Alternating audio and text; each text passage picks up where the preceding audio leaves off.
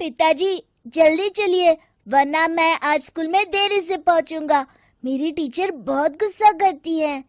हाँ हाँ बेटा, अभी चलते हैं, बस 2 मिनट रुको। तभी रमेश की पत्नी कमरे से बाहर आती है और रमेश से कहती हैं, सुनिए जी, आज शाम को आप ऑफिस से जरा जल्दी घर आ जाइएगा। याद है ना, आज आपको मुझे शॉपिंग कराने के लिए लेकर जाना है। अरे भाग्यवान, इस महीने हाथ जरा तंग है। मेरी मानो तो शॉपिंग का विचार कुछ दिनों के लिए अपने दिमाग से निकाल ही दो। मैं तुम्हें अगले महीने पक्का शॉपिंग कराने ले जाऊंगा।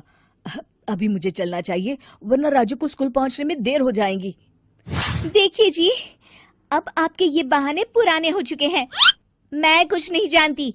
आज शाम को मुझे शॉपिंग करने जाना है, मतलब जाना है। आगे आपकी मर्जी। अच्छा ठीक है भाग्यवान, अब तुम पूरा घर सर पर मत उठाओ, मैं कुछ करता हूँ। इतना कहकर रमेश अपने बेटे राजू को लेकर वहां से चला जाता है। घर से निकलने के लिए रमेश जैसे ही अपनी मोटरसाइकिल शुरू करता है, तभी उसकी माँ उसे आवाज देकर कहती है, अरे रमेश, आज शाम को मुझे कुछ पैसे दे देना। याद है ना, मैंने तुझसे कहा था कि मुझे मंदिर में चढ़ावा चढ़ाना है। अरे माँ, मेरी तनख्वाह आने में अभी 10 दिन बचे हैं। अभी मेरे पास बिल्कुल पैसे नहीं है। हाँ, मेरी तनख्वाह मिलते ही मैं तुम्हें पैसे दे दूंगा। रमेश की माँ चिढ़कर कहती हैं, अरे तेरा दिमाग तो खराब नहीं हो गया? मैंने तेरे भरोसे मंदिर के पुजारी जी से वादा कर दिया है और तू कह रहा है कि पैसे नहीं है।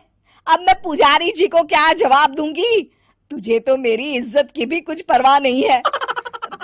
अच्छा ठीक है माँ, अब तुम गुस्सा मत करो, मैं शाम तक कुछ इंतजाम करता हूँ। इतना कहकर रमेश वहां से चला जाता है। फिर दोपहर को जब रमेश अपने दफ्तर में बैठा होता है, तब उसे अपनी पत्नी और माँ की बातें याद आती हैं। रमेश अपने दफ्तर के एक साथी मोहन से कुछ रुपए उधार मांगता है। अरे भाई मोहन, मेरा एक छोटा सा काम कर दो, मुझे कुछ रुपयों की सख्त जरूरत है। मुझे कुछ दिनों के लिए क्या तुम रुपए उधार दे सकते हो? अरे रमेश भाई, मैं तुम्हें पैसे उधार तो दे सकता हूँ, लेकिन मुझे वक्त पर पैसे लौटा देना। वैसे भी मेरा मानना है कि दोस्ती यारी में कभी पैसों का व्यवहार नहीं करना चाहिए। ये कहावत तो तुमने सुनी ही होगी कि उधार प्रेम की कैंची है। मैं नहीं चाहता कि पैसों को लेकर हमारा रिश्ता खराब हो। अरे मोहन, तुम बिल्कुल चिंता मत करो, मैं तुम्हारे पैसे वक्त पर लौटा दूंगा। फिर मोहन रमेश को पैसे दे देता है। शाम को घर आकर रमेश कुछ पैसे अपनी माँ को देता है और साथ ही अपनी पत्नी को भी शॉपिंग कराने बाजार लेकर जाता है। रमेश की पत्नी और उसकी माँ का स्वभाव जरूरत से ज्यादा खर्चीला होने के कारण दोनों हमेशा बेवजह पैसे खर्च करती हैं। फिर एक दिन, सुनिए जी, अगले हफ्ते हमने छुट्टियों में कहीं बाहर जाने का प्लान बनाया था। आपने पैसों का इंतजाम कर लिया ना? अरे अभी कहाँ, अभी तो मेरे पास बिल्कुल पैसे नहीं है। हम कभी और चले जाएंगे। देखिए जी, मैंने सभी सहेलियों से कह दिया है कि मैं बाहर घूमने जा रही हूँ। अगर मैं नहीं गई तो सब मुझ पर हंसेंगी। आप कहीं से भी पैसों का इंतजाम कीजिए जी। इतना कहकर रमेश की पत्नी वहां से चली जाती है। वहीं दूसरी तरफ रमेश की माँ भी तीर्थ यात्रा जाने की जिद करती है और रमेश से पैसे मांगती है। फिर अगले दिन रमेश एक सेठ से पैसे उधार लेकर अपनी पत्नी और बेटे को घुमाने ले जाता है और अपनी माँ को भी तीर्थ यात्रा पर भेज देता है। लेकिन जैसे ही रमेश अपनी छुट्टियां बिताकर वापस आता है, कर्जदार उसका जीना मुश्किल कर देते हैं। इतना ज्यादा कर्ज एक साथ अपने ऊपर देख रमेश काफी परेशान रहने लगता है।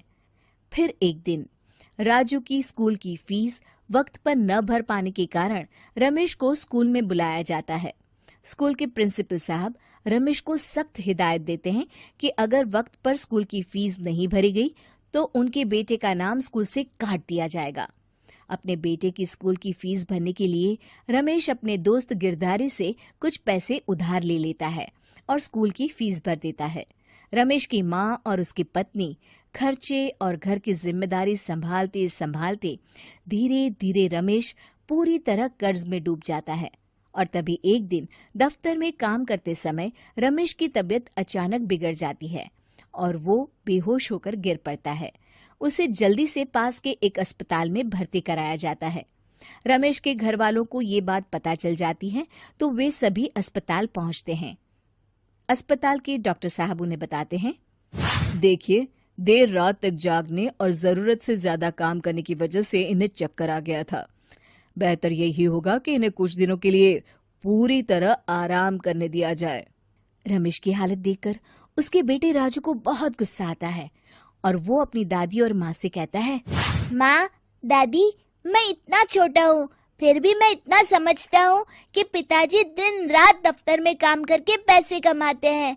पिताजी अकेला पूरा घर संभालते हैं और आप दोनों अपने फिजूल के खर्चों के लिए उन पर दबाव डालते रहते हैं। आज पिताजी की हालत के जिम्मेदार तो आप दोनों हैं। राजू की समझदारी भरी बातें सुनकर रमेश की माँ और पत्नी को अपनी गलती का एहसास होता है और दोनों की आंखों में आंसू आ जाते हैं। फिर कुछ दिनों के बाद रमेश की तबीयत एकदम अच्छी हो जाती है और वो पहले की तरह अपने काम पर जाने लगता है।